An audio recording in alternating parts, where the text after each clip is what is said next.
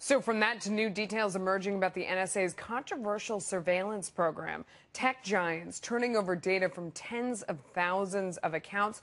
What does this mean for you and your personal information? John Sileo is a privacy expert. This was the other staggering technology story of the day. Approximately 40,000 Yahoo and Google accounts, the NSA requested access to them. Do we have any idea what they did once they requested that access? I mean, were they allowed to go in and run amok?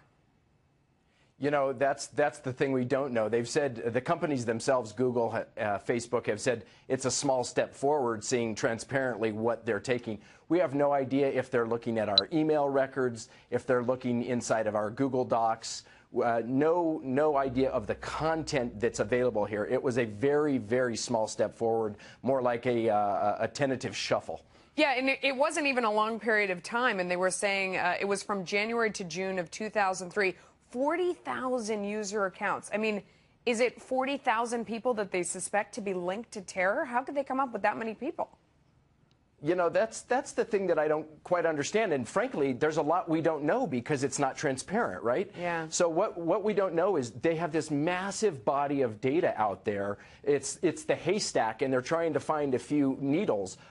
Is that 40,000 needles that they're looking at, or is it a broader swatch of citizens? Yeah, so what can you do if you're an individual? I mean, we had someone on recently from a company called DuckDuckGo, you know, which was sort of an anonymous Google. But that doesn't solve the email problem. I mean, is there any way to do email where you're not working with a company who could be forced to turn over the keys by the NSA?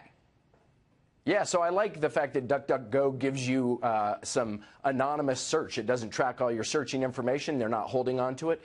With email, there are companies. Silent Circle used to do it. Strangely enough, after all of this started coming out, Silent Circle shut down their email operations because they knew it was going to be subpoenaed.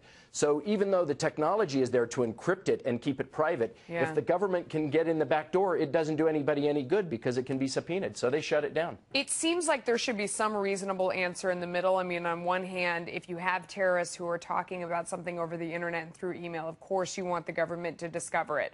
On the other hand, it's an unreasonable, issue of search and seizure. If they're able to just go in, or my own right to privacy, they can just go in and look at anything. Is there some solution in the middle?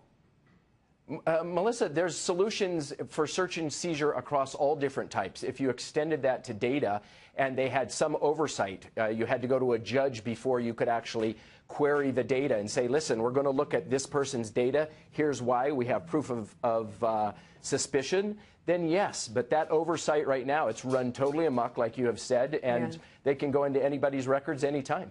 John, let me ask you back to the segment that came just before you, because you are our expert on this.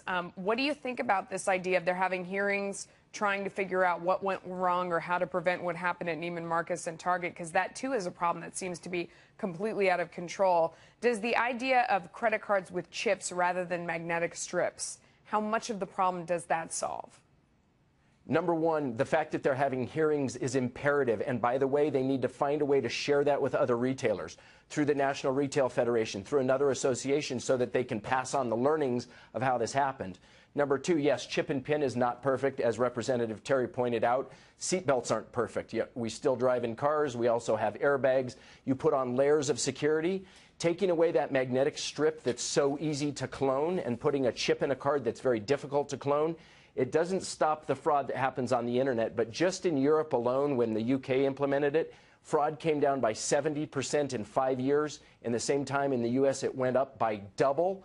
Obviously, it had a huge impact. The fraudsters move on to easier targets, preferably not American citizens. John Sileo, thanks for coming on. What's your name? Nikki. Nikki. A little bit more information.